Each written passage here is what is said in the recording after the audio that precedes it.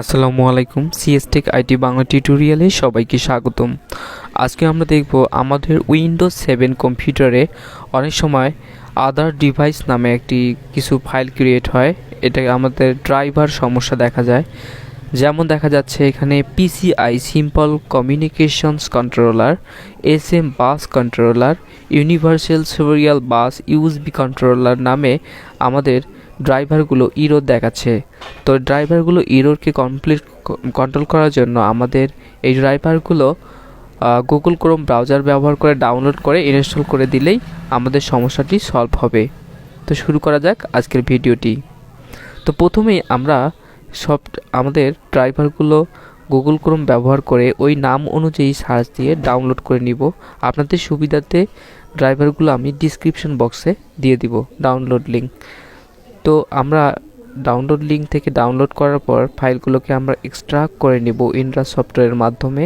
এবার double click করে open করে আমাদের যে সেট আপ লেখা আছে আমরা এটাকে সব ড্রাইভারগুলোকে সেট আপ দিব। Yes, next.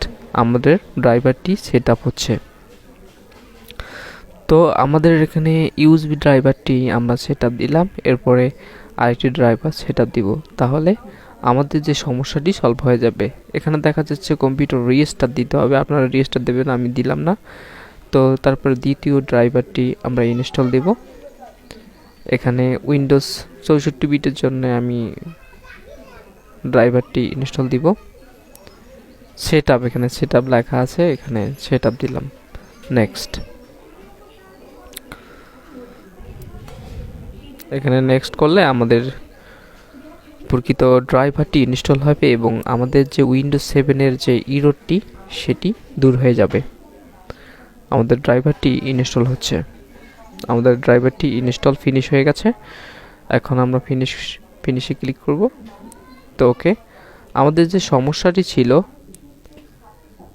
ড্রাইভার, আমরা সেই সমস্যার এখানে যাব। দেখেন আমাদের দুইটি ড্রাইভার ইনস্টল দেওয়ার পর দুইটি সমস্যা আমাদের কন্ট্রোল হয়ে গেছে। আমরা এটাকে আনইনস্টল করে বা ডিজেবল করে দিব।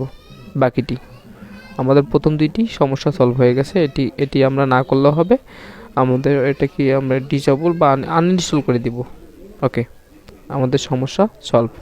তো ধন্যবাদ। আজকের ভিডিও এই পর্যন্তই। ভালো থাকবেন, সুস্থ থাকবেন। ধন্যবাদ।